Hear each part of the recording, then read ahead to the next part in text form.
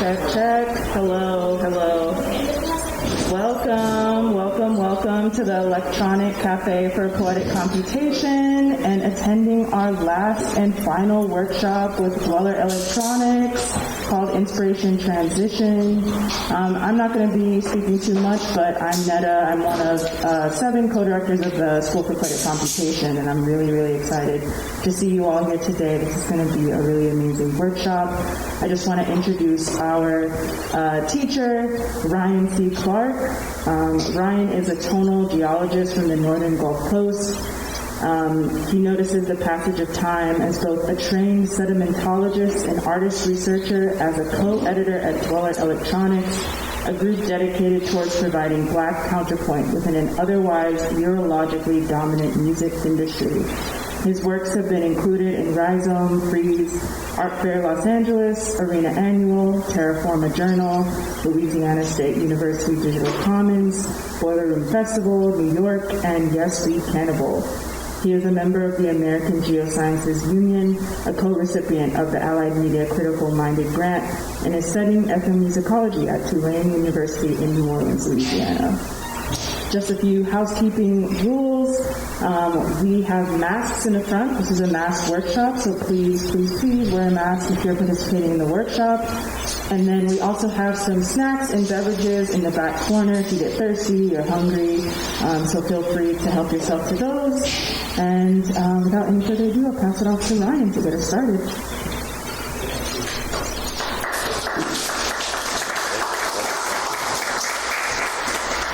Appreciate it. What Netta was talking about. I'm Ryan. I am a researcher and editor with Dweller Electronics. My main background is in coastal sedimentology. For about 12 years, I studied geological sciences in Louisiana, where I'm from and still live. And after about 2020, I transitioned into ethnomusicology. Bit of a wake-up call about what I wanted to research and dive into outside of sort of, afternoon, YouTube holes and stuck on Arena and things like that. And 2019, I came up here for, I think, the first or second Dweller Festival, and after watching a lecture called Who Does Techno Belong To, which included DeForest Brown Jr., who ended up writing an amazing book, which I'm sure we'll dovetail into today. I just knew I wanted to be part of this sort of intergenerational tradition about Black electronic music and music making, and that really being sort of a way out of whatever circumstances or situations you might have kind of internally or externally. And since then, we started a blog and have continued to do some festivals as well, which I have some pictures of we can take a look at as well. But again, for those who don't know, there's a Black Techno Festival which takes place here in Brooklyn once a year at the end of February. Where now we've extended into, I guess, like a audio-visual educational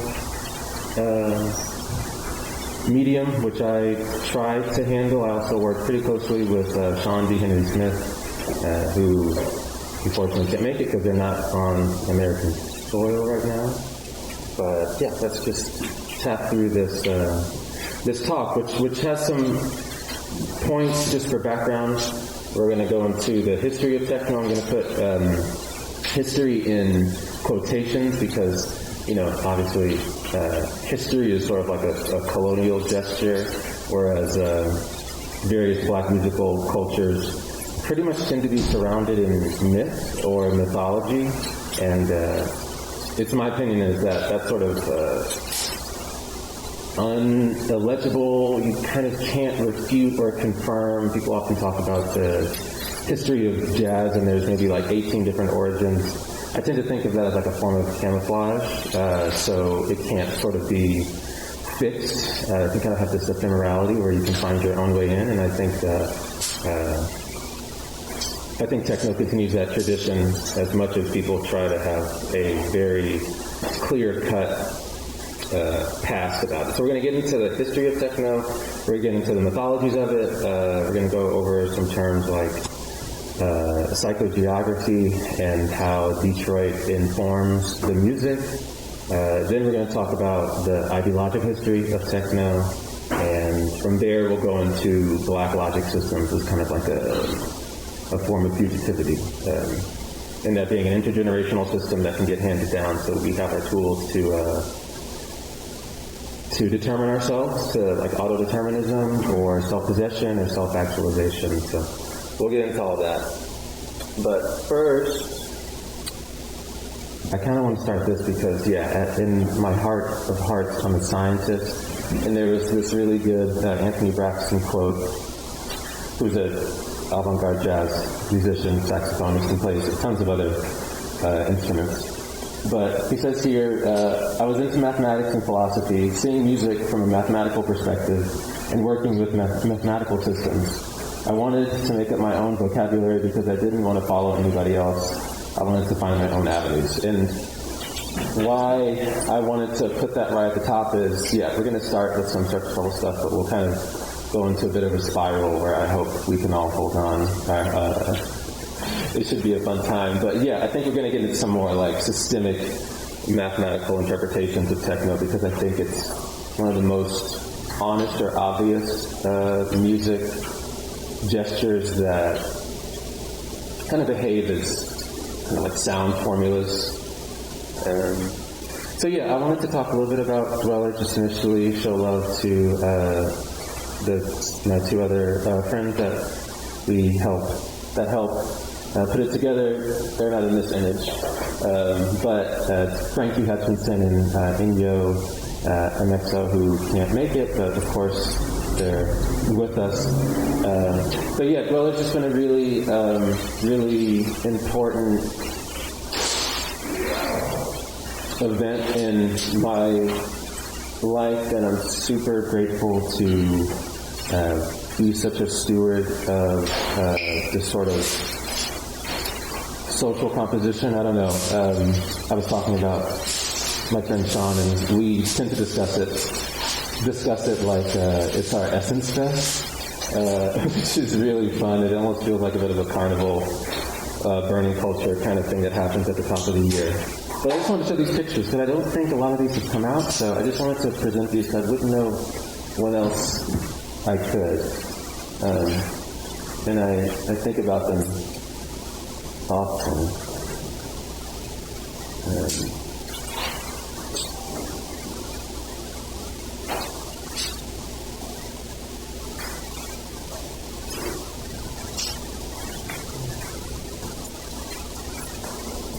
So something that I think is really important within techno and black electronic music is that, once again, I think it's pretty honest, but it's also really generous towards kind of collapsing this kind of like temporal obligation that I think the music industry tries to place onto different genres. Basically, if you're not in your 20s or getting out of your 30s, or from then, if you haven't made it into being a legacy act, then you're sort of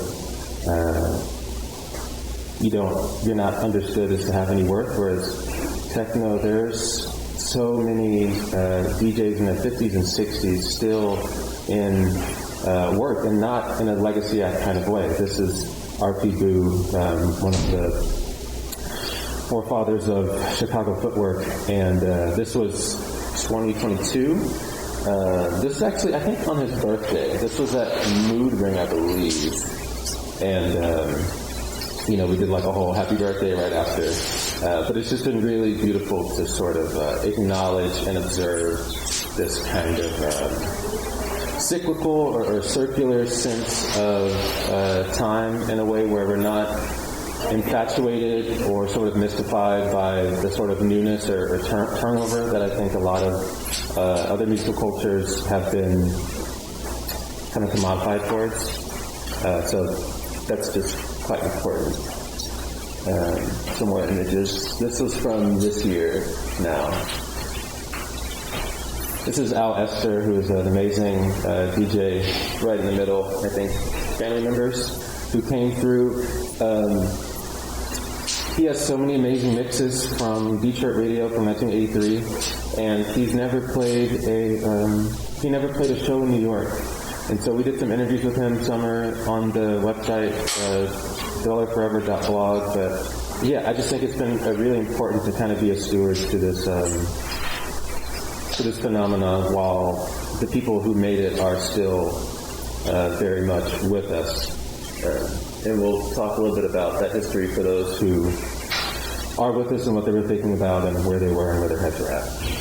This is Aya Simone. We also do some performances. It's a harpist playing in the middle of Paragon. This was really special.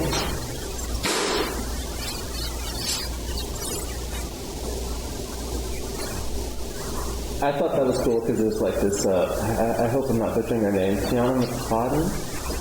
I don't know why this person brought like a sealed copy of it, but I just really appreciate the kind of social, intellectual, somatic kind of intersection that happens here. I think why I really like the sort of education of it, but then connecting it with the music is that it sort of collapses the mind and body into this kind of singular, kind of somatic practice where we try to start the festival, with panels and things like that, but and it also happens on the dance floor. This is at Nowadays, and a lot of the education night would happen on the floor. And, after that, you have all these ideas you're thinking about, and you can kind of continue to think about them, but through your body. And I think I like that. LSD. Yeah, really sweet. So this is Juan Atkins. This is considered the godfather of techno. When he was a kid, he was in this suburban in Detroit called Belleville, and in high school he took this class called Future Studies, and he was given this book from Alvin Toffler called The Third Wave. And in that book, there is a diagram. Let's look at Alvin. So in this book, and this is actually a sort of reinterpretation of this from DeForest. This is like in the first page. But basically, the third wave is the first three on this kind of asymptotic, or seemingly asymptotic kind of ramp, where we end in the agricultural, we begin in the agricultural era or the nomadic era, goes to agricultural era. The second wave is the industrial era, and then we reach the third era, and this was written in like the 80s, so this is the introduction of the information era, and then DeForest continued this idea where it goes into the fourth wave, where we're basically at a precipice of choice, where we continue to go towards this kind of capacity of ecological load and information, where we overshoot, we get too big for our britches and collapse, or we begin to kind of do some sort of hysteresis and find ourselves in the global consciousness era. Hysteresis is basically, it happens in the wetlands in Louisiana, but a way to understand it is basically like an air conditioner. So an air conditioner will never, if you put it to, 76 or something, and you want to get it down to 76, but it's, like let's say it's 78. So it'll go down to 75 and then turn off until it gets hotter than 76 or 77, and so it'll kind of oscillate between the desired value or place. And this is, trying to find some balance in the ecological load and the information that we're finding ourselves in. So anyway, Juan Atkins was really sort of taken aback from this class, and he ended up going to a pawn shop where he got, I think, a Korg MS-10, and maybe a Roland SH-101, and made this song with a Vietnam War veteran called Rick Davis, called Cosmic Cars, or Alleys of Your Mind, actually, which I'll play in just a second. And one of the main quotes from him surrounding techno, which comes from an Alvin Toffler quote called "Technological Rebels," is that this music sounds like technology, and not technology that sounds like music, meaning that most of the music you listen to is made with technology, whether you know it or not. But with techno music, you know it.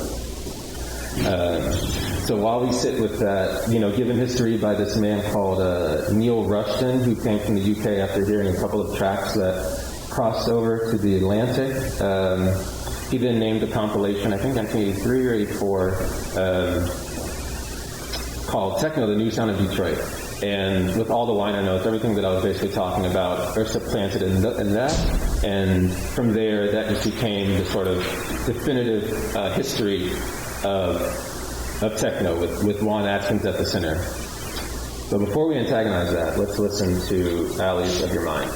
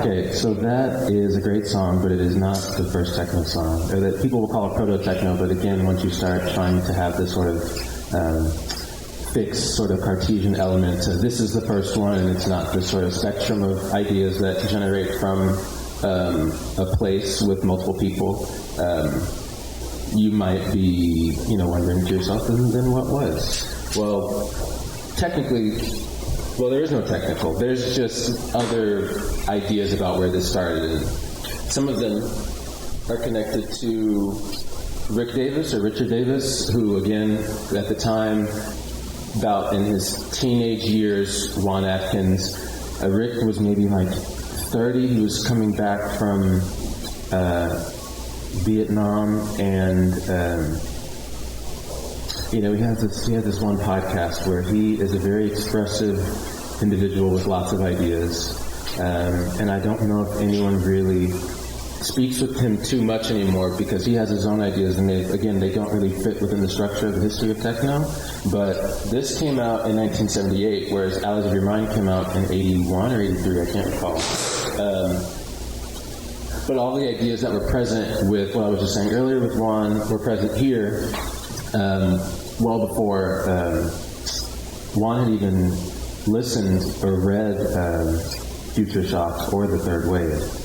And so just briefly, I want to listen to Methane C, which is just a prelude, if I can find it here. Here it is. So let's listen to some proto-techno, which again, who decides whether it begins or ends and where it does. It's not me.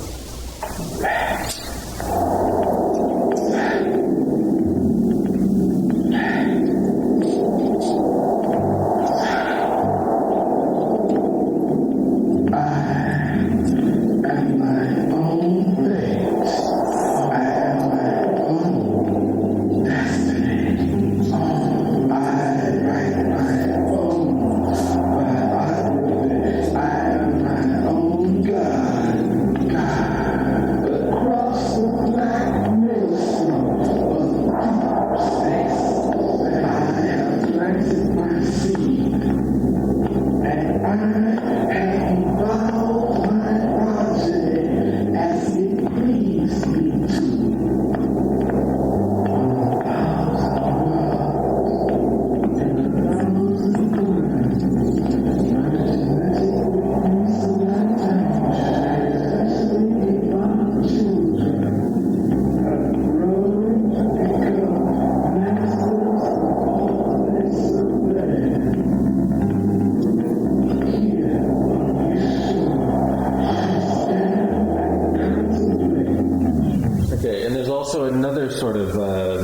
beginning of techno as well. This is a number of names with Charivari, which is actually turned into a kind of a local festival in Detroit that's happening right now. Really important to techno cultivation.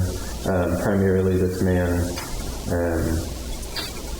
Richard Charles, or the Electrifying Mojo. We'll dive into that a little bit. But again, to continue on to this kind of multi-beginning, let's listen a little bit to Charivari, which is 81. What's up, little man? All right, a little bit forward. Great. A little too loud. A little more. Really good. Keep it going. Now to the right. That's it.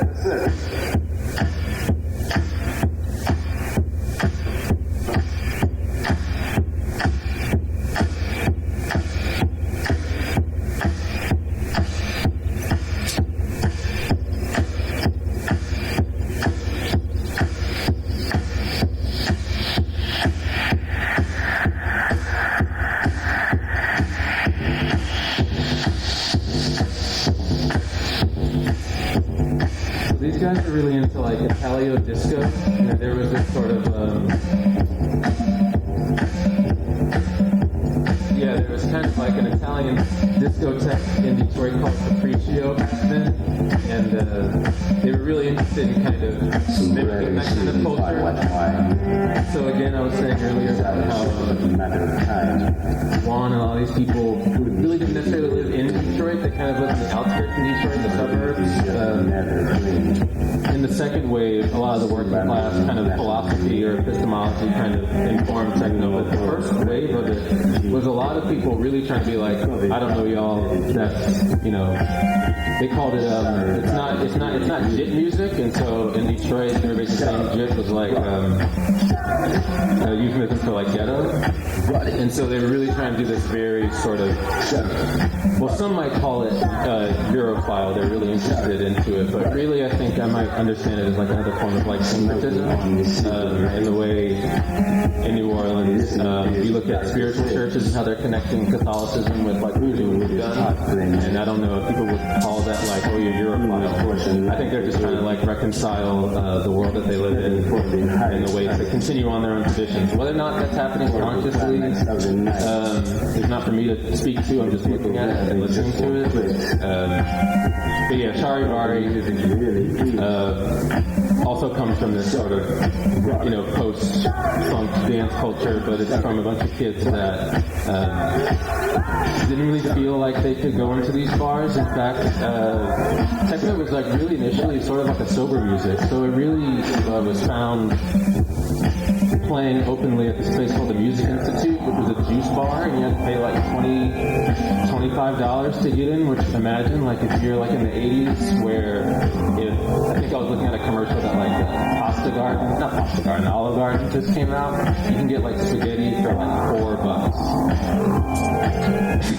like a whole plate. And you're going to like a ticket for $25. That's, again, they're really trying to be different in a way, and in a couple of years this all collapses and becomes, again, like a working class epistemology. But I just think it's important to try to antagonize this idea, because I don't want to have a sort of essentialist or romantic understanding of techno that we have to sit and deal with the shadow of these histories and the people that form these shadows, which we'll definitely get into today. Albeit a little brief, but anyway. So yeah, that's Alexander Mind. This is another mythology from Drexciya. This was in their liner notes for the Quest, I think their second album. And so outside of just the mythology of Detroit and how that got put together, they started introducing kind of these alternative or counter histories inside their own music. Again, this is also in this book. It's a great read. Assembling a Black Counterculture. But this is basically a visualization of the Drexciyan myth. Drexciya is a duo collective, also coming out of Detroit, heralded by Gerald Donald and James Stinson, who passed away in 2002, if I remember correctly. And the idea of Drexciya was that it was there were African women who were taken, kidnapped, put onto slave ships, onto the Middle Passage, and many of them refusing to go wherever they were being taken to, jumped off, some of them pregnant, and those kind of fetuses grew gills and basically formed a sort of black Atlantis called Drexia. And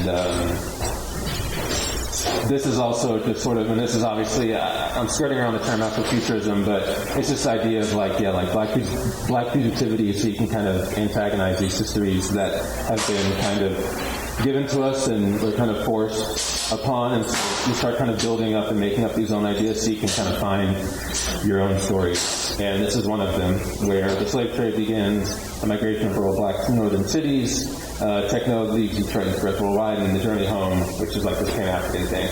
But they actually extended this onto going on their last album called Grava 4, where they then go out into space to this place called Octa Sindor. And then they bought their own star. They did a whole national registry. They really took it pretty far. But that's just another history.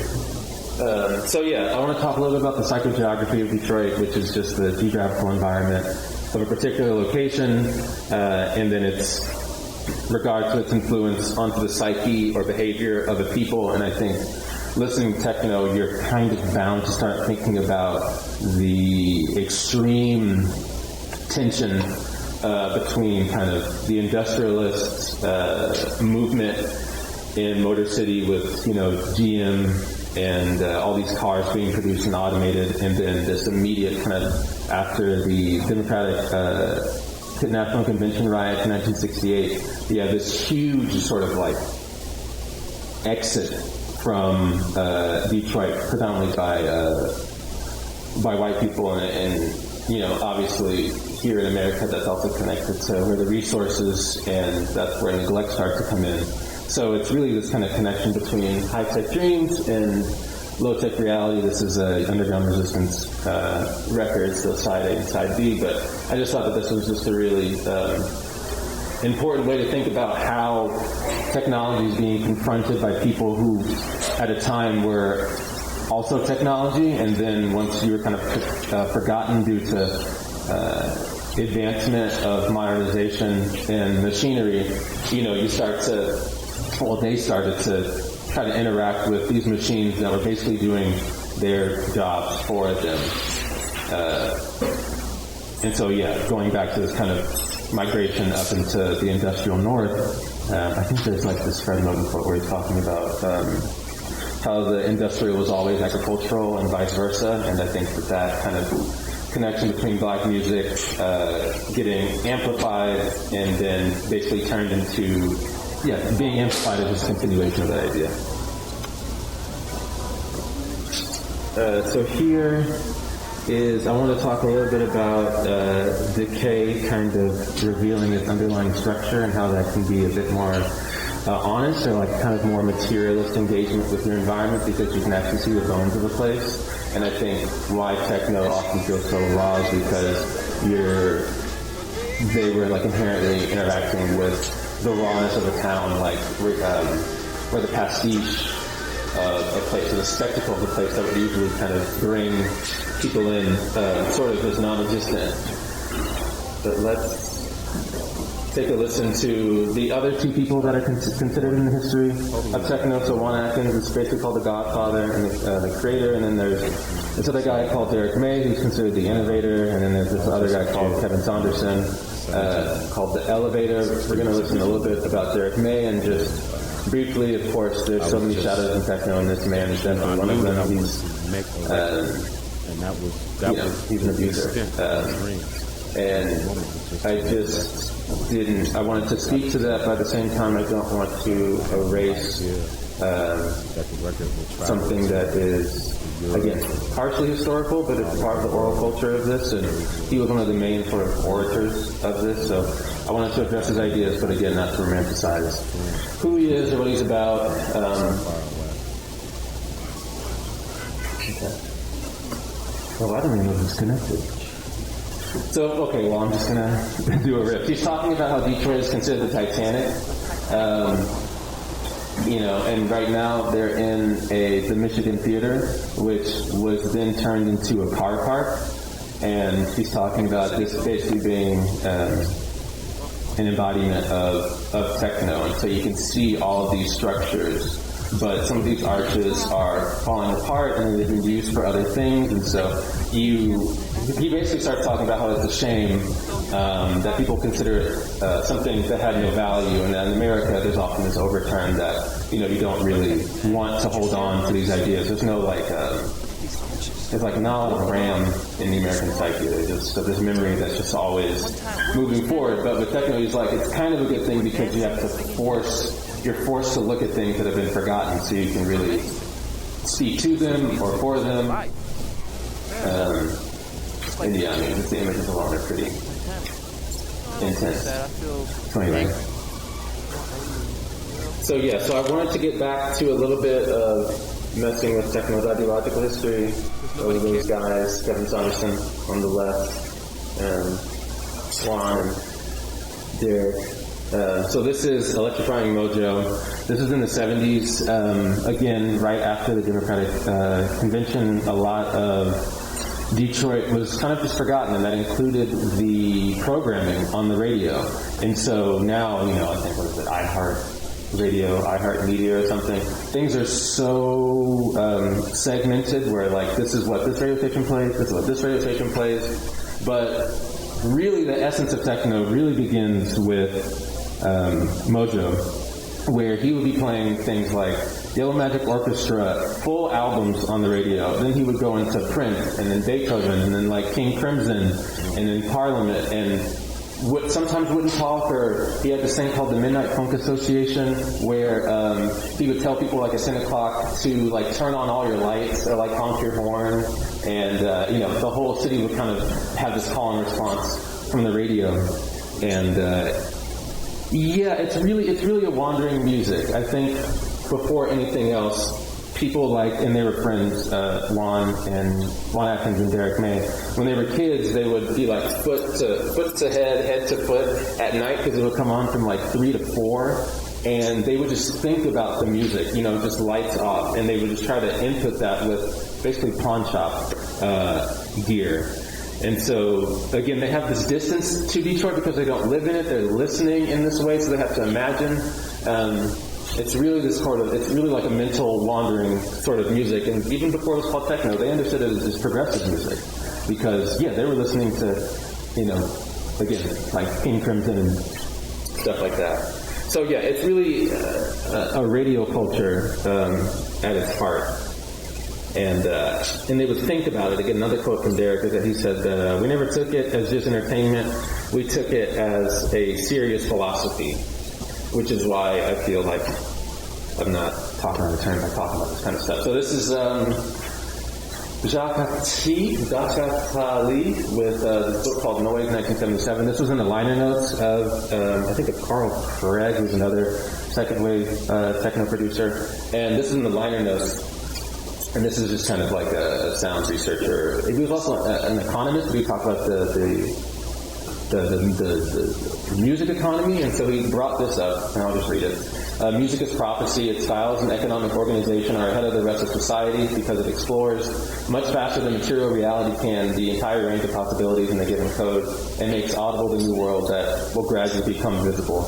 And to kind of pull from, I think, a Tina Camp's quote, where she talks about reassemblage and dispossession. When you really don't have anything, I feel like black music is such a worthwhile tool to generate prophecy and to broadcast sort of a social or structural desire when you don't have the physical means to materialize that yet. And it definitely becomes a sort of sign of things to come, and I think something that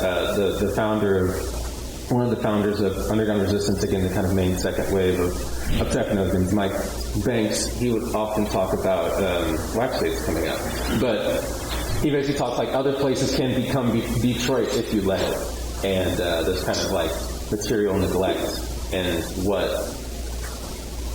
soundings can come out of that, I think is important to listen to it, because it kind of starts to behave as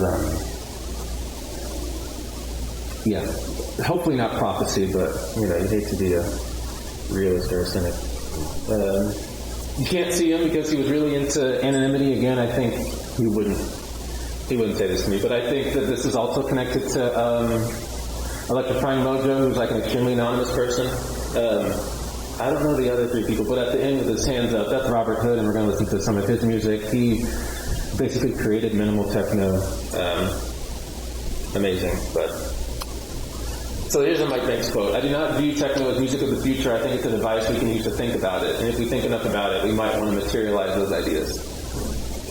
And it's, it's the Atalita, it's this prophecy. And it's like you put so much into it that you can begin to actually actualize these thoughts and ideas. And I think that's incredibly important. This looks nuts, but I was really thinking a lot about logic systems. When I listen to techno so much, I start to, again, if you've been to Detroit, you end up staring at so many buildings and architecture. It's really a beautiful place in that regard. Again, because you can see kind of what's behind it and the bones of it. And I feel like you can start to see, at least in my head, like techno kind of building up or around or inside kind of system, and each one has its own sort of topology, and but at the same time, there is a framework to do it. You have a sense about what a techno song might sound like, and there's infinite amount of ways one can sound like, but there's also a kind of competency, or like a lexicon to it. And I was looking into linguistics, and I was getting into this idea of generative grammar. And I was thinking about techno being a really fun way to think about the difference between sort of popular music and progressive music structure, which then, because they sound different to me, they suggest different goals. And I was just thinking about techno as a way to see a language as like a structure of logical rules that you can make an infinite amount of different sentences. Again, this is generative grammar, and this is just kind of like the framework of how a sentence is created, which includes creativity and recursion. So if you have these kind of ideas, because you might think about something that no one's really put together before, that's creativity. And then you have the recursion of it, which you can technically make a sentence that goes on forever through prepositions or conjunctions or things like that. And so that introduces like the phrase structure. But for pop, it's not very interested in producing this kind of infinite amount of different expressions. You can look at like, chord structures, constantly kind of using the same 3 chord structures in pop music. And so it's really cool with like replicating itself over and over again. But techno for me becomes like a modern strategy of people creating a logic so they can actually give it to other people, so then they can produce and know how to express themselves. They're not really starting from zero. And so in that way, it produces infinite possibilities, and I think that in that way it becomes a sort of poetry, or even like a kind of blues, like a folk tradition. Techno really becomes a folk tradition because it's like if you know that you got to pull yourself together with like a chord and a Roland 808, and you know what it can sound like. If you have the competency and you listen hard enough, you can begin to produce it for yourself. And I think that's really quite beautiful. I feel like I shouldn't click it.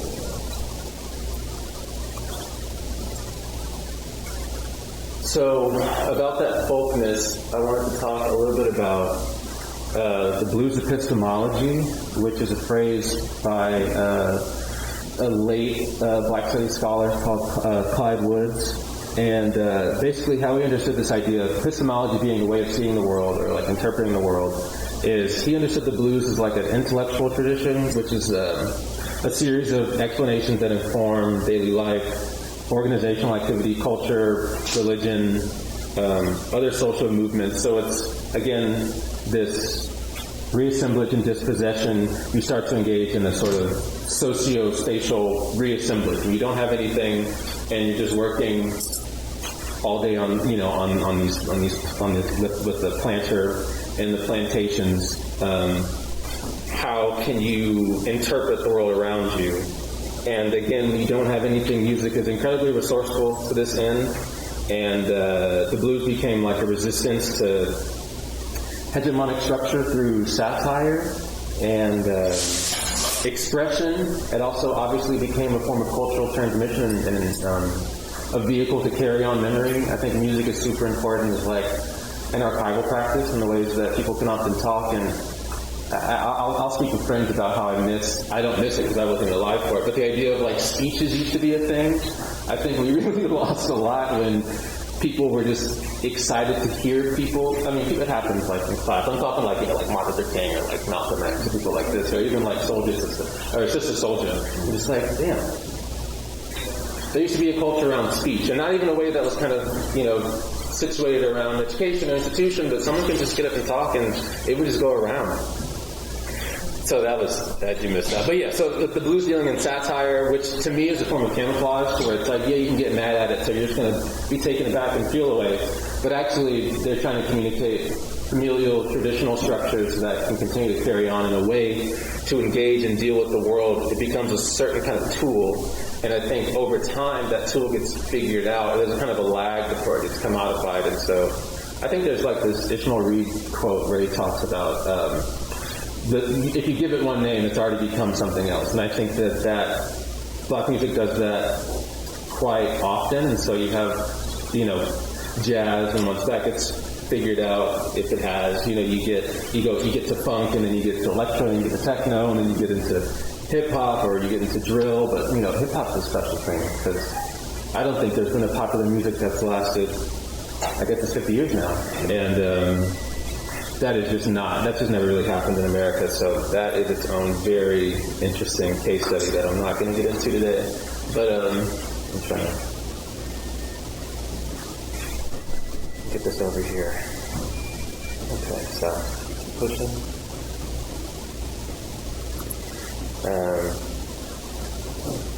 So with that way, if you might understand jazz to be abstracted from blues, to be abstracted from things like ring shots and drum circles,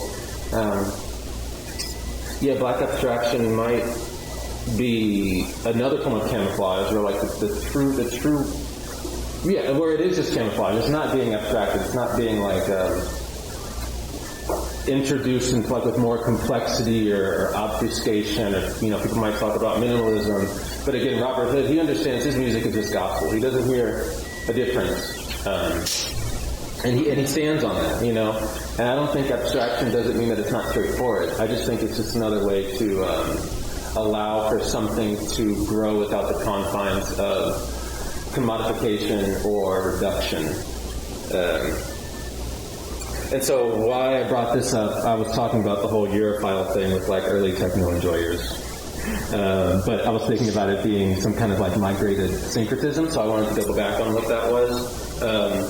So there's this religious culture in New Orleans that's still present, called spiritual churches, and it's really, again, this connection between Catholicism, Native American theology, and West African theology, and also like Pentecostalism as well.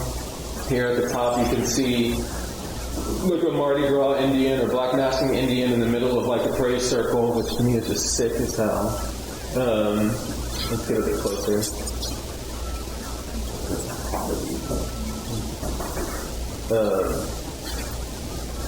And then here they would put things like Saint Mary connected to this man called Blackfoot, connected to angels, with Saint Patrick, and this idea has been called a concrete pun, or it's like a reasoned analogy, or a way to reconcile basically the modern world coming at you really fast, and if you're being like, you're under this situation of hyper-violence and hyper-surveillance, how do you continue to outwardly express your traditions when you're basically being banned to?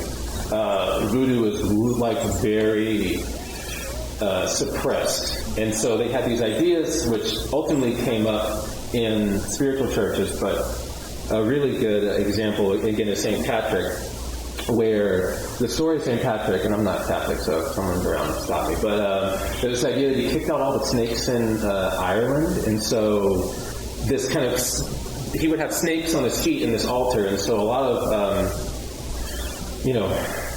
people from West Africa and people from Haiti who kind of came into New Orleans in the early 1800s, they saw the snakes at this man's feet and connected it to a loa, or a Haitian spirit, and was like, oh, that's, I know I'm going to butcher this name.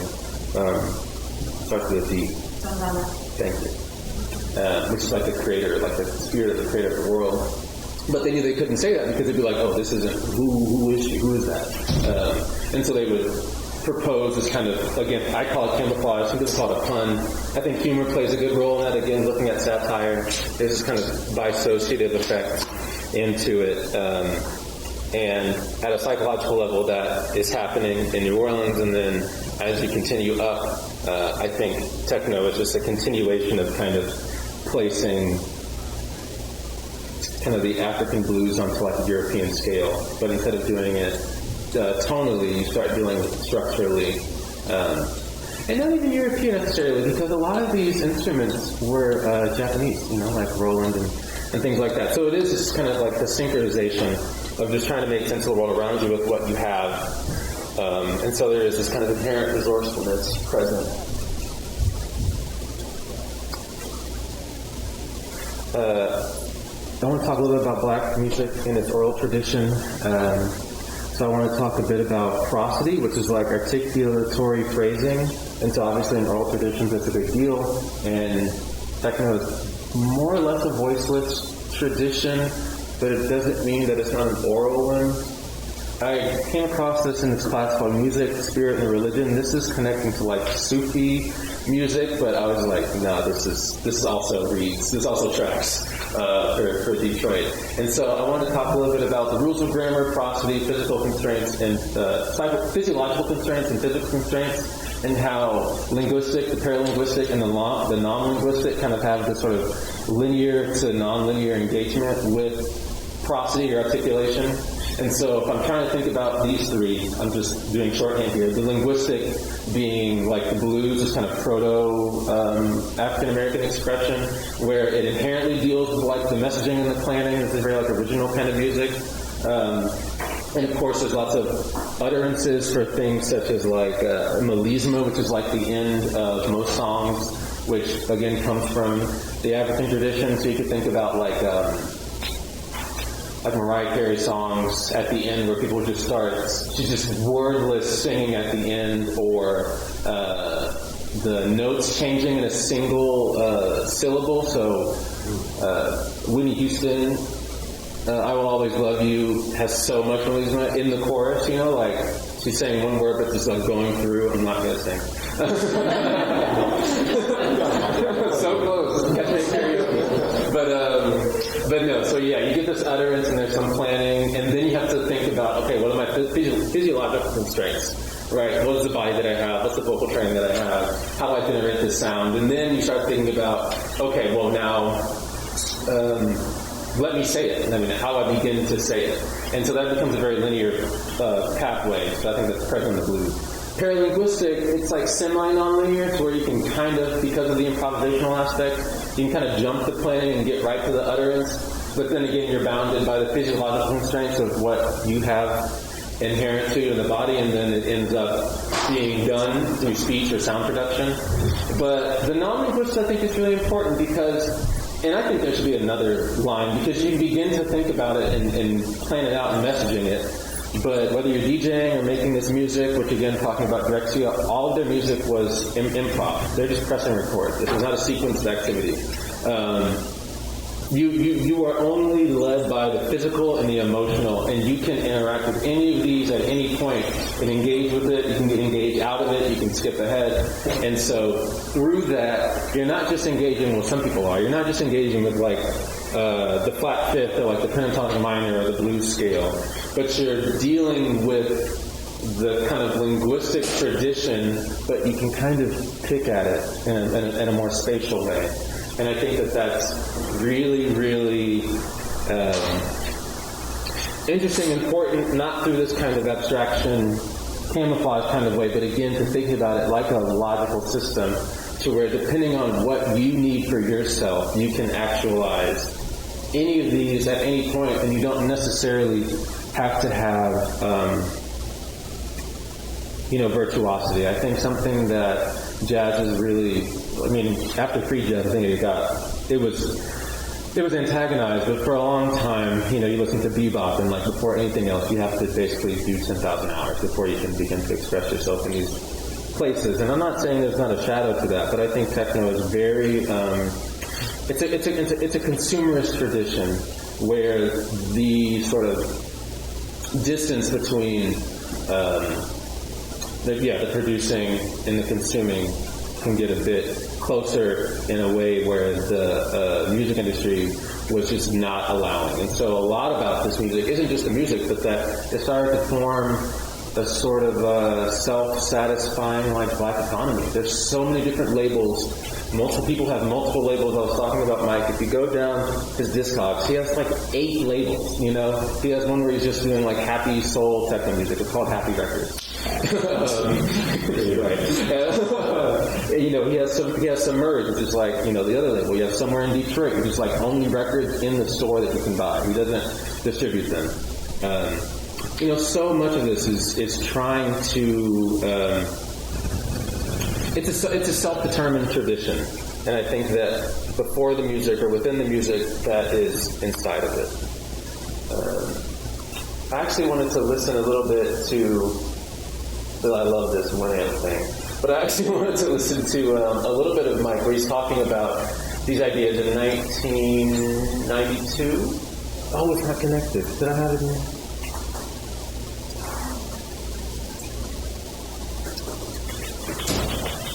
I might have to put it on for later.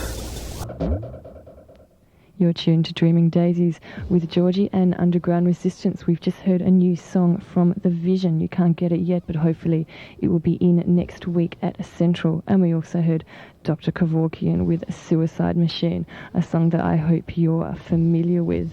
And now back to Mike, who's got some interesting theories about techno as a music form and its effects on people. First, techno is a lot deeper than the dance. It's like Derek May said, beyond the dance. It's as far as you are concerned, like I said before, we experiment with tones. Different tones affect different people in different ways. A lot of people who are aggressive like aggressive tones. That's why heavy metal and aggressive techno might appeal to them. People who are smooth and chilled, they like smooth and chilled tones. They like jazz, acid jazz, ambient. People like to dance, get off on percussion. So the tones, techno or underground music, is a universal language. We don't have to have no language for you to understand, and everybody can understand it from the tones of it and the beats in it. That's why this music is affecting the world the way it is. It's bringing all the races together because nobody has to understand the language. Human beings have to quit overestimating themselves. We are very, very, very primitive.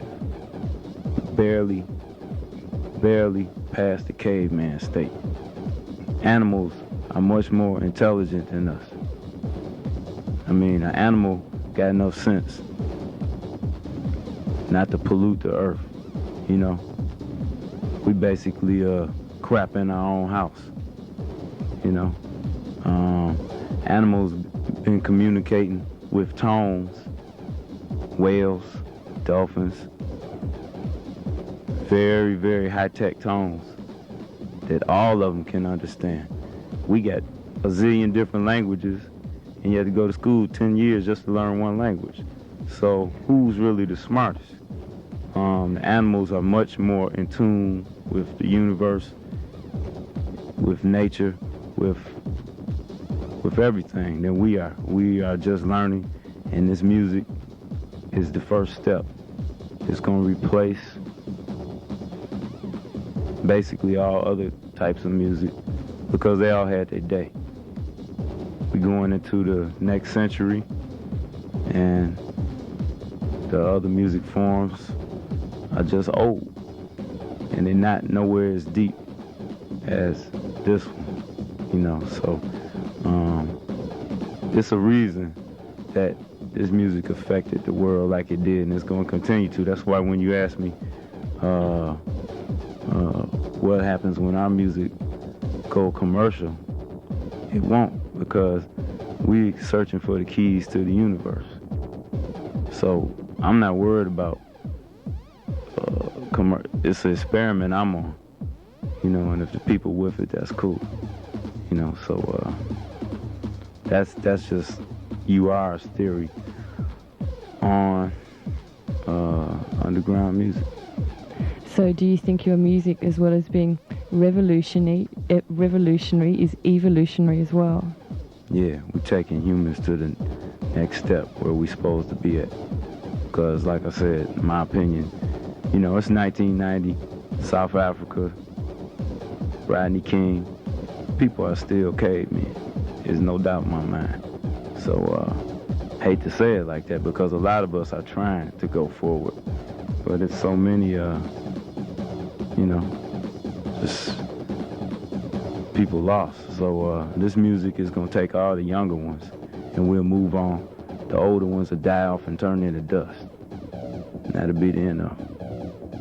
So what do you think of commercial techno then? Do you think it shouldn't It's always going to be somebody that tries to pimp the music, you know. It's always going to be somebody that tries to pimp the music. So, in other words, exploit it. I don't even worry about that, because it's everybody gets all worked up about somebody went commercial, somebody sold out. We focus on our energies on trying to move the human race forward through music. We don't have time to worry about people who value materialistic things, like trying to make a hit techno track. We never try to make a hit techno track. It's not even about that. We trying to move this whole planet forward, you know. So where do you think underground resistance is heading then in its evolution? Where do you think your music will take us? We'll be making music for people with bionic ears.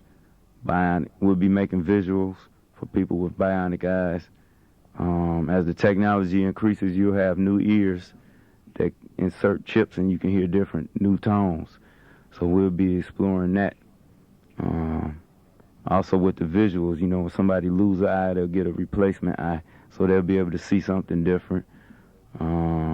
Hopefully we'll be making music that can heal people with AIDS and cancer. That's where our research is trying to go to. That sounds like the cyberpunk future.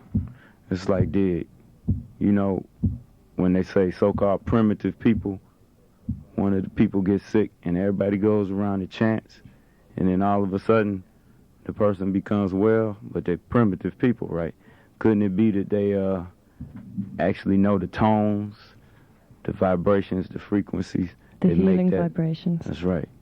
See, so it's a lot we don't know, and like I said, we're just a grain of sand on a big beach. We got a long way to go. But what you don't know, you're quite willing to experiment and find out and discover new things. Yeah, got to be somebody got to do it. So we try and encourage everybody. We've heard music here in Australia from HMC and Juice, you know, and it's bad, you know. So we try and encourage everybody around the world to join in and make this music, because it's all of our music. It's everybody's music. It's not Detroit techno or Belgium. You know, these are all the different locations it comes from, but it's everybody's music. Don't you think there's particular sounds which come from different cities, though? Yeah, environment is going to affect your sound a lot. But, you know, I think the common goal or the common bond to all this music is the tones. So, you know, regardless of where it comes from, it all has the same purpose. You know, when people dance, they actually cleansing their soul of impurities, you know. So it's like a ritual yeah, you know, the dance is very old, very primitive, nothing new. New lights, new beats, but nothing new. People, like I said, primitive people been knowing this a long time, you know, or so-called primitive people. Would you say that your music as a whole has been influenced by anyone else? No. No? We listen to, when we make the track, the influence is immediate. It's spontaneous. It's whatever's happening in our life right then. If you want to say musically, who we were influenced by, not track-wise, but musically, we had a lot of influence. Kraftwerk, Yellow Magic Orchestra, Brian Eno, George Clinton, James Brown. You know, by us being in Detroit, it's kind of remote. So whatever music we got, we were happy to get it. And yeah, a lot of it did stick, you know. So we had quite a array of musical influence, you know, gospel music, jazz, you know. You've got 2 other record labels, Hard Wax and Happy. Well, with different mentalities by different people. When these labels were formed, it was basically people within our organization that had been working with us and helping UR get off the ground, had a lot of vision and influences that they wanted to put on wax, and they perfected their skills, and they're doing it now. Rob Noyes runs Hard Wax to the T, and Derwin runs Happy Records, and Happy Records focuses on very, very positive, uplifting, spiritual, gospel music. And Hard Wax is very, very hard for me to describe it. It's very hard. It's another label that's leading the way to advancing us all.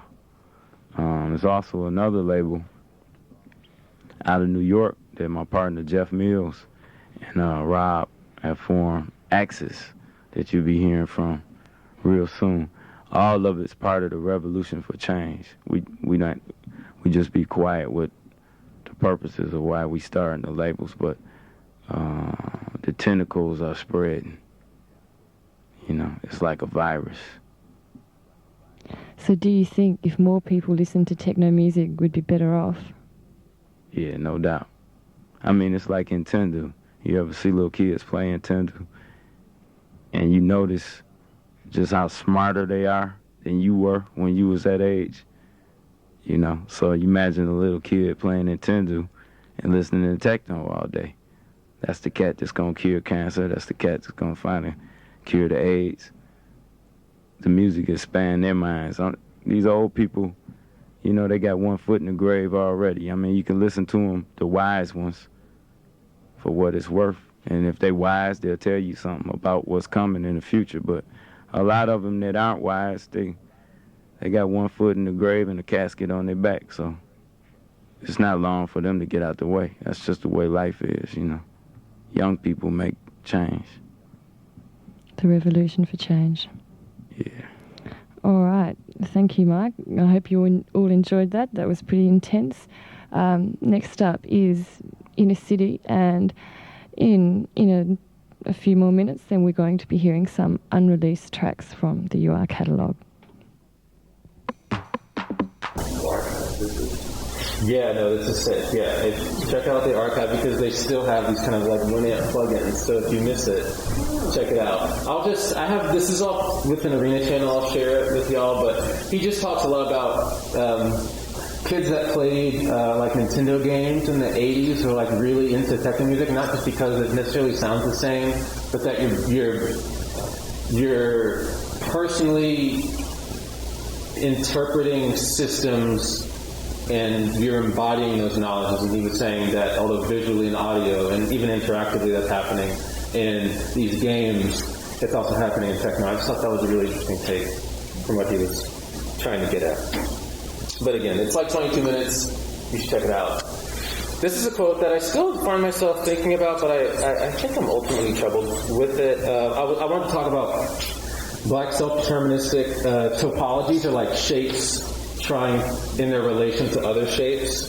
And so, this class is called Self-Possession, and I think it was really coming from this quote that I read a long time ago. It was like 2014. I think this was My Black Death, this pamphlet that Arthur Jacob made, and I'll read the second paragraph.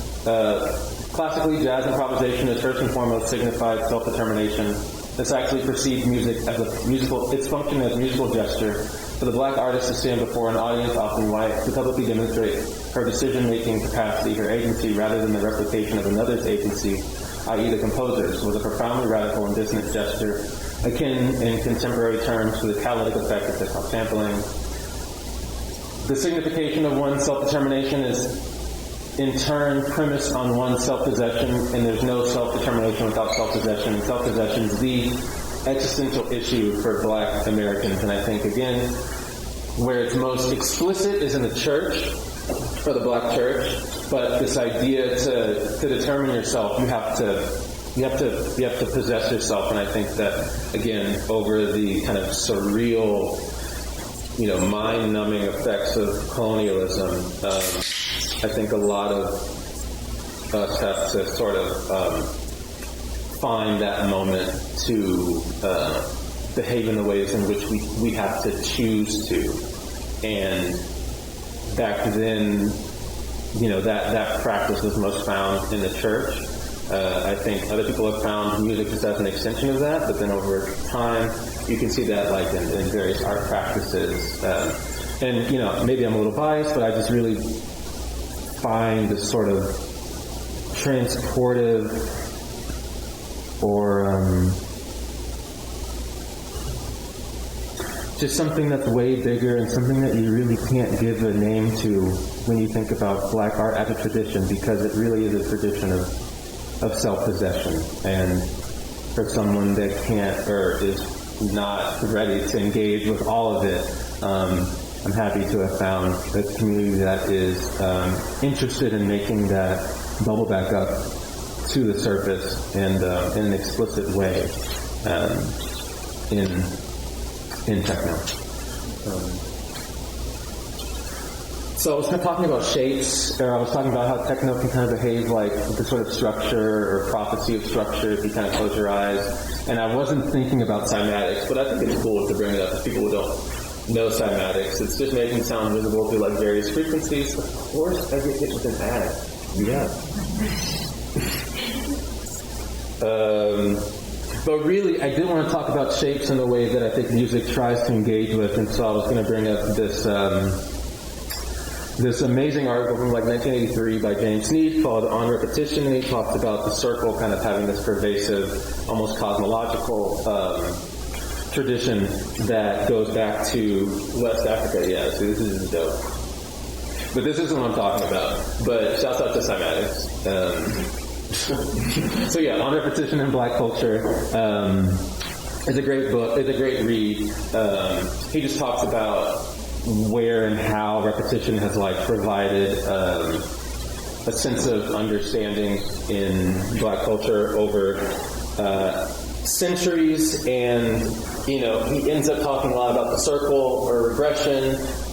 He doesn't bring this up, but I think a lot about Sankofa, going back to going forward, and that there's no like beginning place inside a circle. And I was thinking about like the Congolese cosmology and its inherent relation to death, whatever that might mean for you, and this kind of connection with the spiritual and physical world. And you can see this connection not just in West Africa, but again, as it ends up, not just in dance, because they make this idea physical. Maybe it started physical, but in ring shouts in like the Sea Islands and like the Gullah Geechee Corridor, or in Haiti or in New Orleans, these ring shouts happen, and they go in this kind of same kind of counterclockwise direction. And again, what might be understood as abstraction should probably be considered a form of camouflage. But I just love this kind of symbolic journey of like catharsis and re-engagement with the world around you. And this ring shot kind of gets straightened down through jazz murals, and that might be in connection to the Mississippi River kind of having this kind of meandering sort of thing, and they're kind of looking at that, and okay, well, we have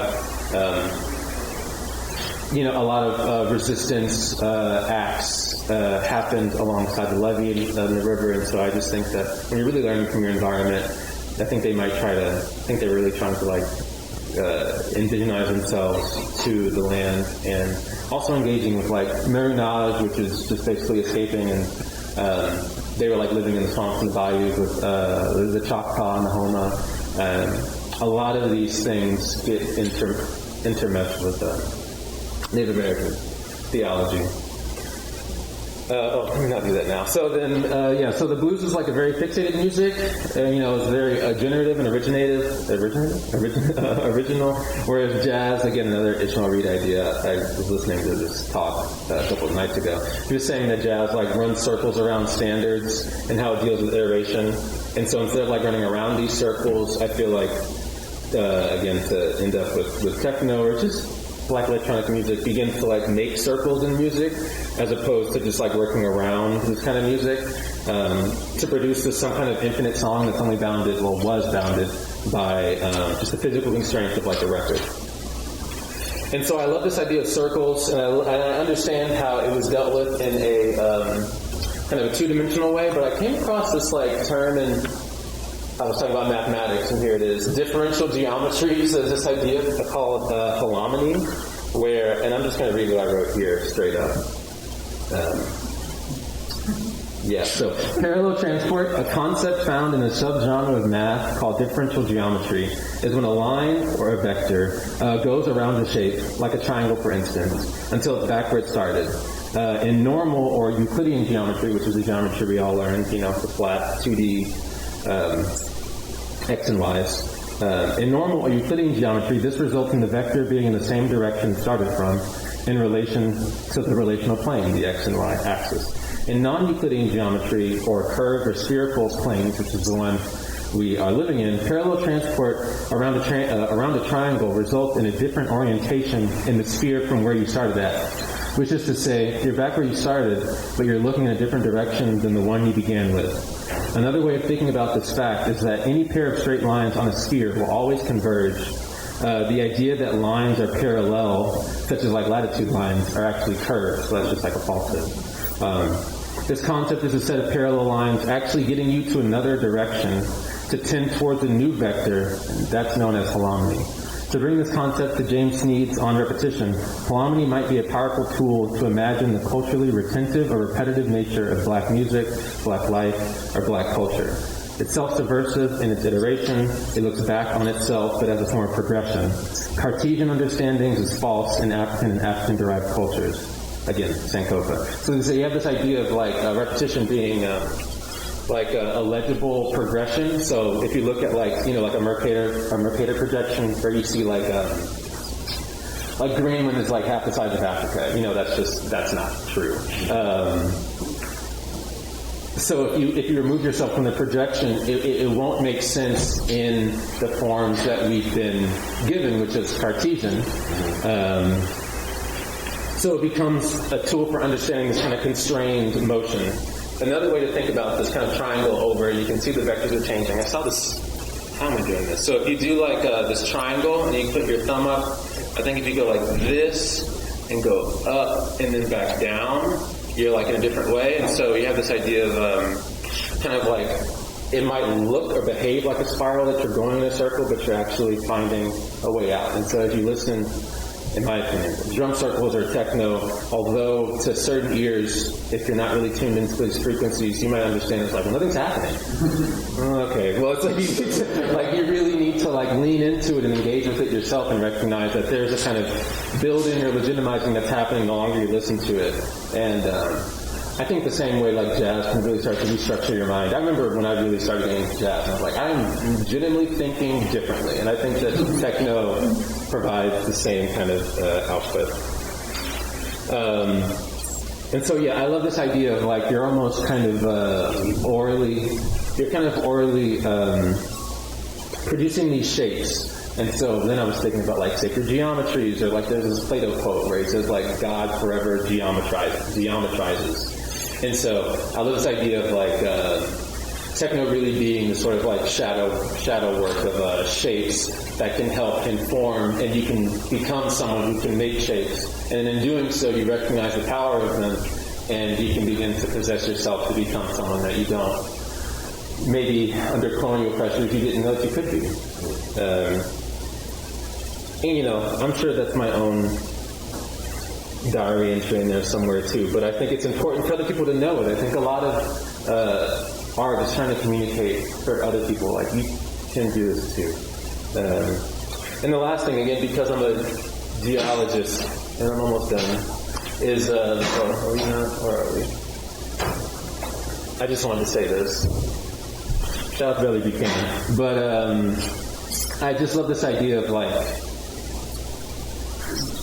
this is a complete tangent, but I just wanted to engage with this for a second. That like blackness is like this kind of socially geological like act of metamorphism, and like over time, although it might get visually or like sensorily more complex, these are like the same materials that were present in basically like a shale, and you might end up with something like a gneiss, which is like way more vibrant and glittery, and it can look more complex, but really just under pressure and temperature, it begins to behave physically different.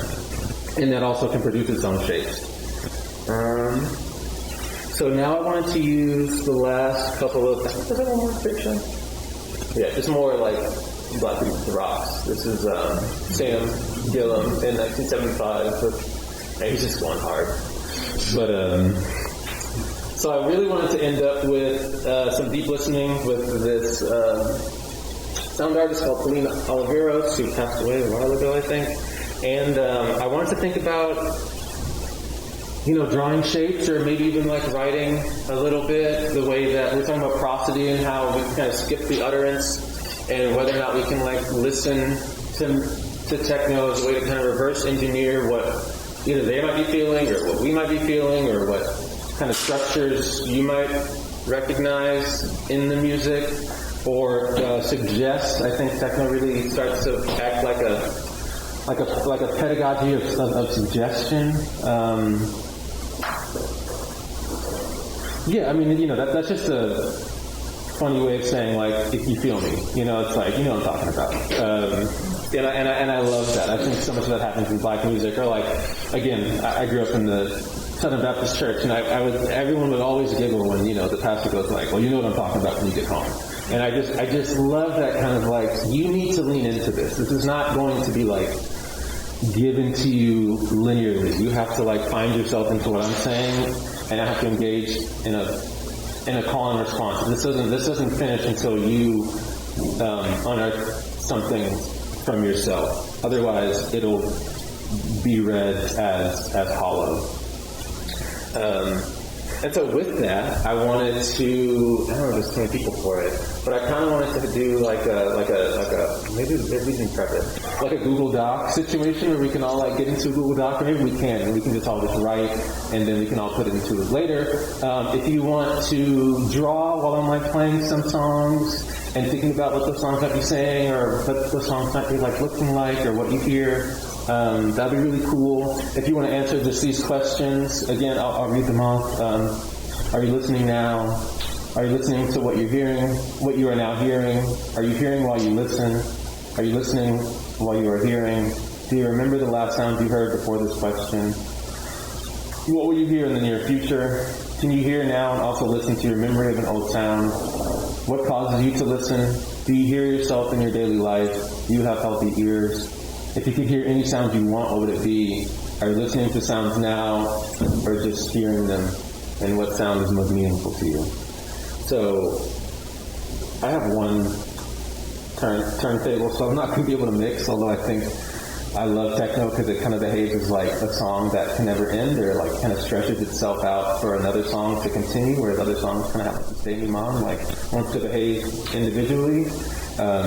techno clearly doesn't enjoy that, and I love that. But for now, we're going to probably do something a bit more radio friendly and play just songs through songs. And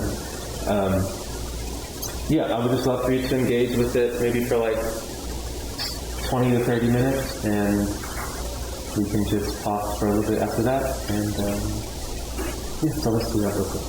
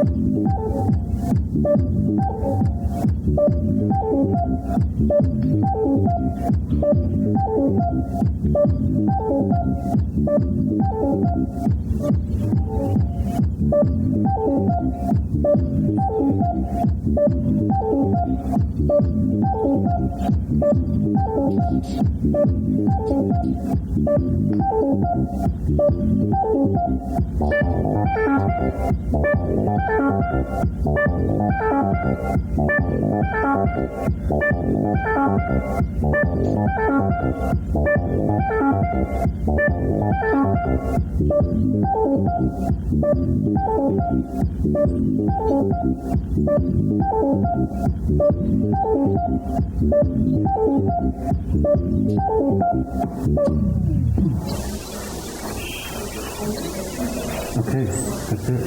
Thank you.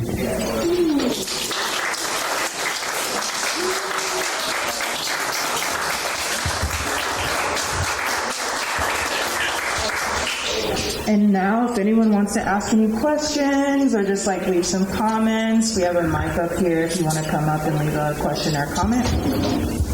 Just like get into some discussion, maybe some of the questions that Paulina Oliveros asked, if you have any like responses to those or any other things that Ryan brought up during the lecture, now would be a good time.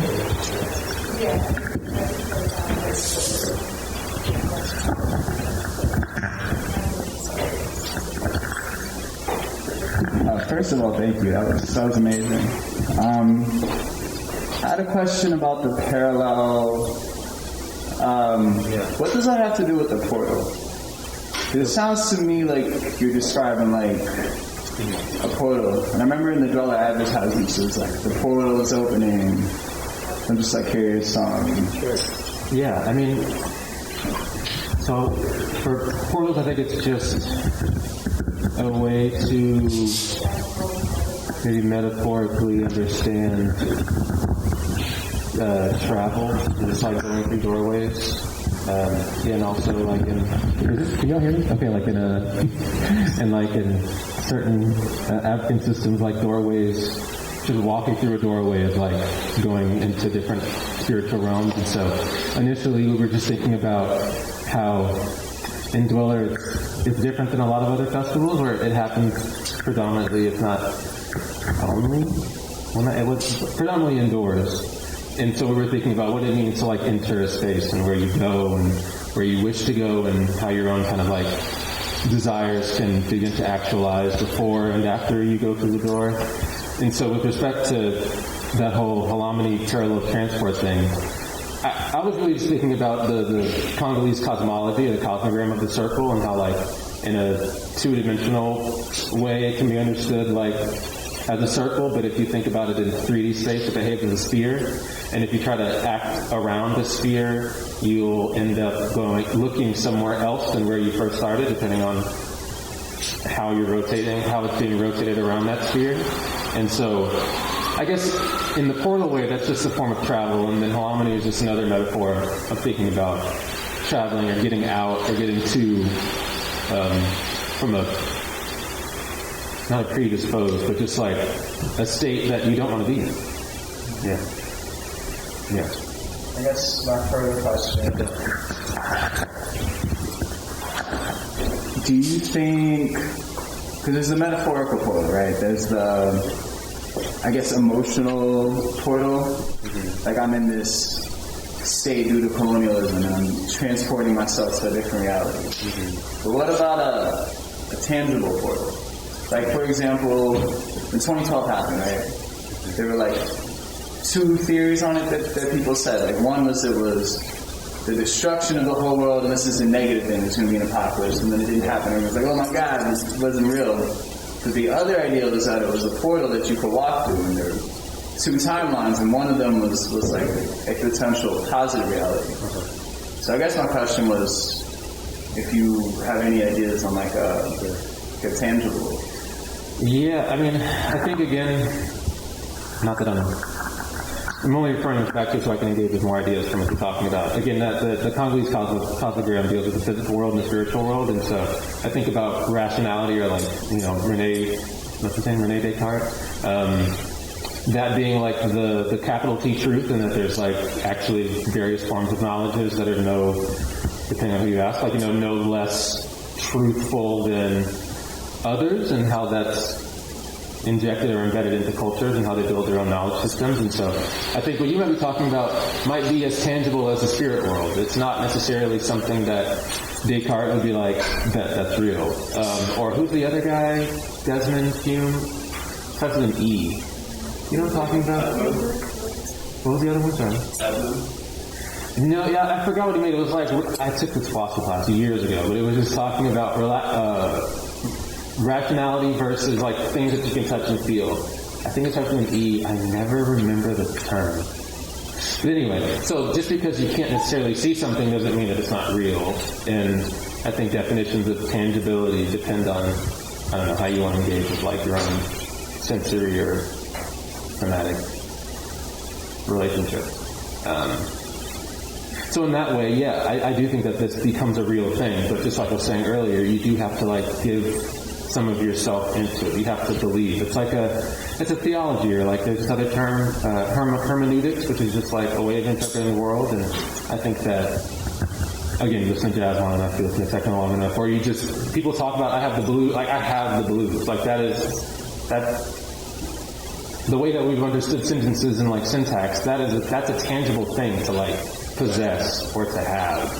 But if you could tell someone to point to it, it necessarily won't be like a physical thing that you can, like it's not an object.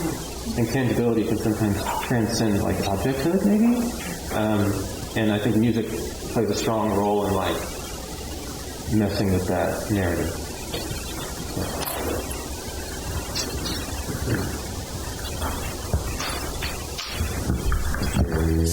Thank you so much for this little lecture theme. I learned a lot, this felt very in line. I was like doing my little research about Detroit Tech now. I was like, oh shit, this is happening. Okay, let me slide through.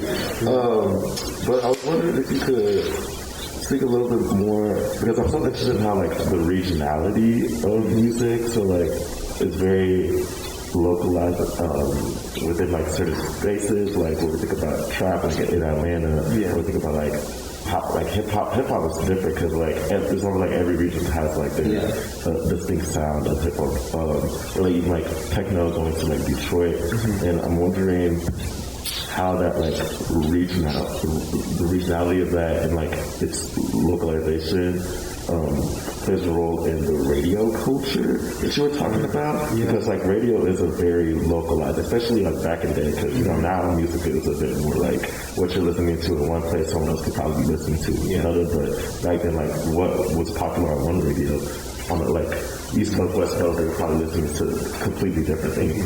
So I was wondering if you could speak more about that, especially if thinking about techno in Detroit. Sure. Yeah. I mean, I think.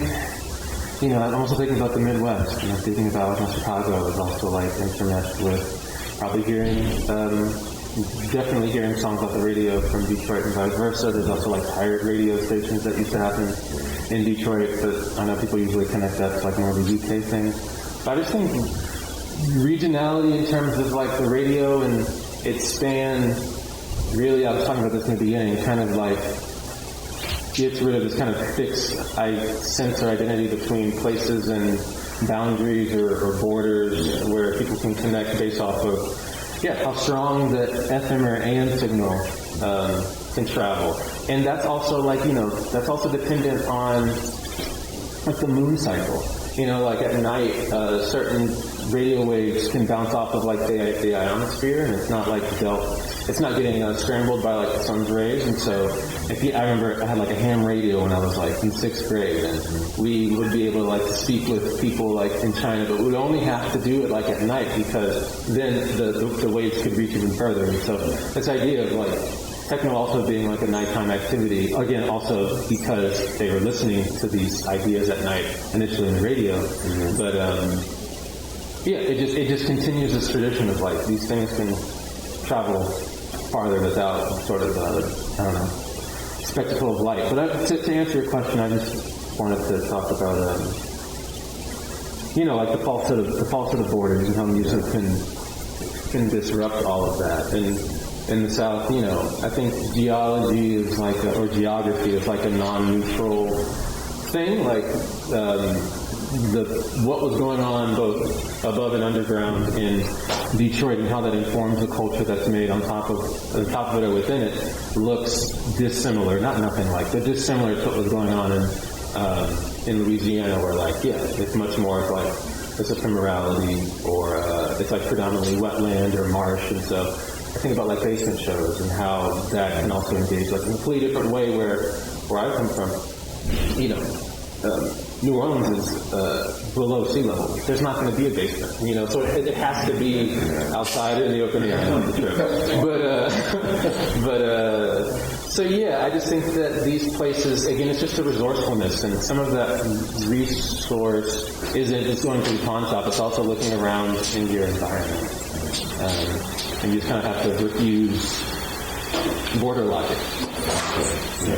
Thank you so much for that, because I think that points back to you're talking about like the Midnight Funk Association and like that interaction within like place, social net, and like radio. That was so cool. Like I feel like in the sense of essence of interaction, it's like the importance of radio has gone down or like evolved or changed due to as it relationships up. But I'm like, there's some like things that are reaching to like build more of that like interaction with radio, like I see like NTS or like rural radio and I don't know, I'm just curious to see how like radio evolves and like people's different efforts to like bring back the importance of radio.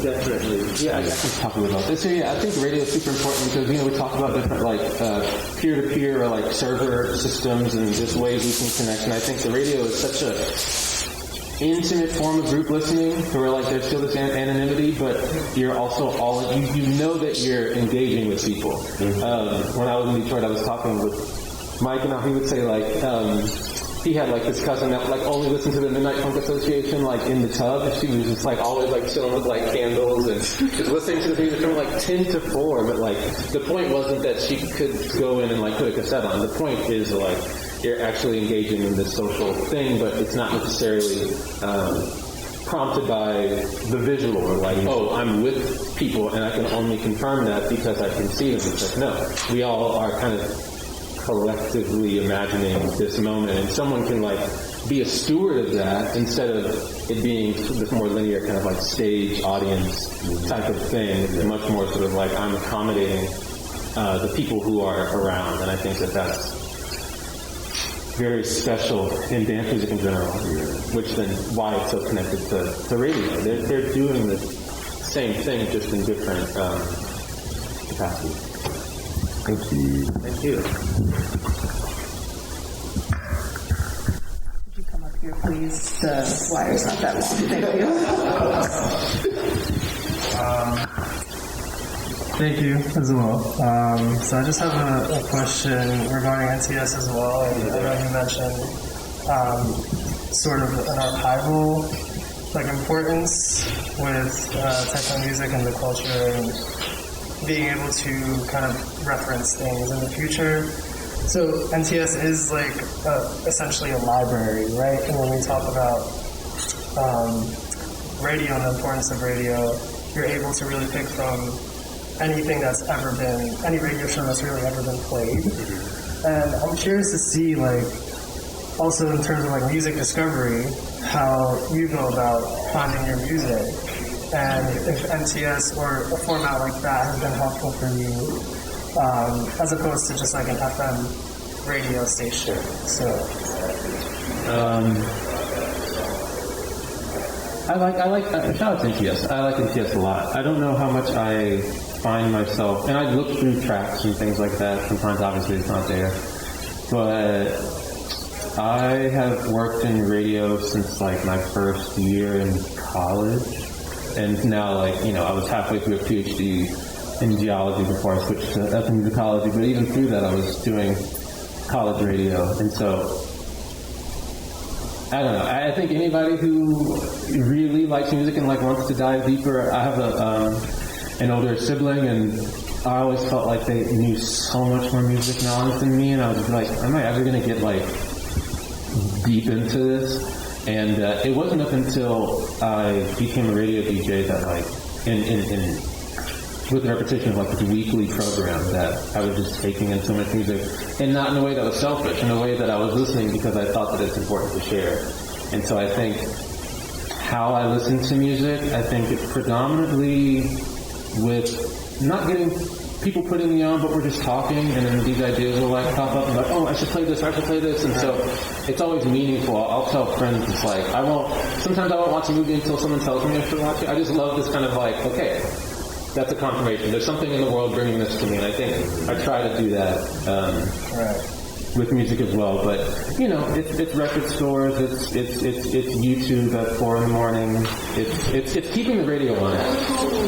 Yeah, New Orleans is a great radio city. It is so good. So I just keep the radio on at all times. If something is up, I'll try not to Shazam it because, again, being a radio host, I love when people call me and be like, what is that song? And so I think it's just this, it's a greater desire than trying to select music. It's just how do I build this kind of social context around the things that I like. So trying to preserve that, I guess, essence is more important than... Yeah, preservation can be a funny word because it can kind of sometimes kill a certain thing, but I do believe in memory, obviously. And I'm talking about 1978 and things like that, so I'm not against it, of course not. But I don't think it's my primary drive. I think the drive is to share. Right. I think the drive is to share. And then you look back, you're like, damn. I got a lot. Yeah. Just naturally. Just naturally. All right, thank you. Any other questions?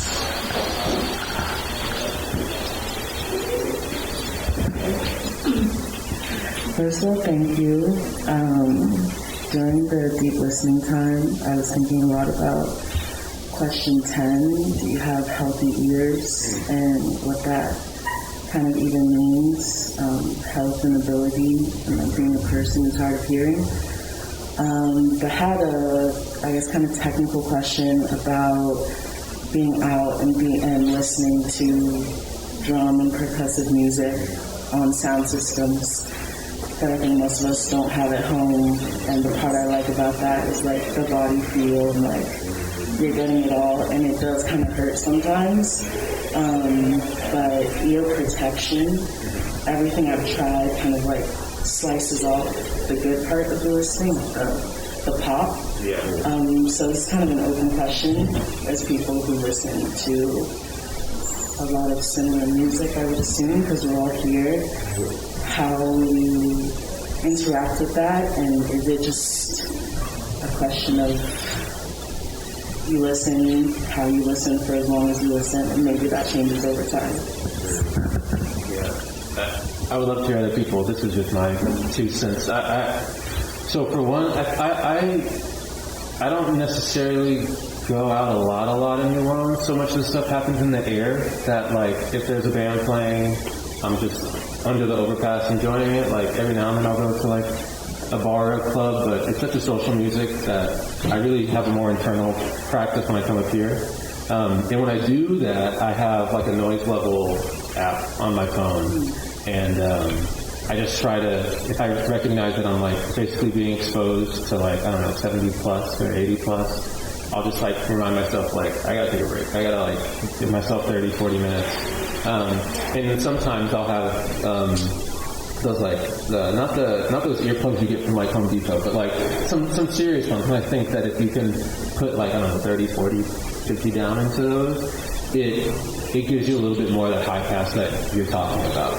Sometimes, when I really don't have anything else, I have like those like airplane things too, and that looks nuts in the club, but it does work because you get a little bit more of that space between your ear and the enclosure instead of just like right in the earbud, which like my ears hate earbuds, so that helps too. So if anyone else has any other ideas about preserving your ears, let us know. Yeah, I was talking about this too, because I hate when Apple be doing that little thing where you listen to music and it's like, oh, your bass out disrespectful. I'm like, first of all, I know you're not listening to the bass that I'm listening to, so don't tell me what I need to do. And I don't know, I think when in terms of like health and like longevity, I kind of just think of it, I don't know, because in some ways I'm like, okay, cool, maybe I would want to like be able to like preserve my hearing for as long as possible. But at the end of the day, I'm like, I kind of want to just feel. There's something about being able to like feel music and the intensity in the environment, especially like live music. Like if we're in like a party real close to like a speaker or something like that, I feel like there's something about that intensifies the moment. And like, yeah, my ear might be a little ringing afterwards, but I feel like it's part of that experience, at least to me. Maybe I should care a bit more about my hearing, but you know, youngins hurt, so that's a later issue. But I think other forms of listening that aren't as like just like in a party setting, but like I say, like when people in their cars, you see it here, like other places, they just turn in the music in their car like really loud, like you know them like shattering bass. I'm like, you need to check out your bass in that car. But like there being like a temporary sound architect or like DJ for like the moment that they're passing on the street, and you're just like, yeah. So I think those are just other like ephemeral moments of like listening that and like consuming music that I think are also powerful. I think we have time for one more question. All right.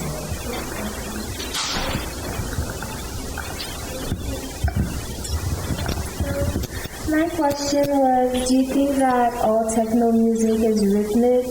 Because I've interpreted sometimes that some of it sounds a lot more like a rigid pattern or robotic. And in essence, do you think that there's a distinction between robotic and rhythmic when it comes to electronic music?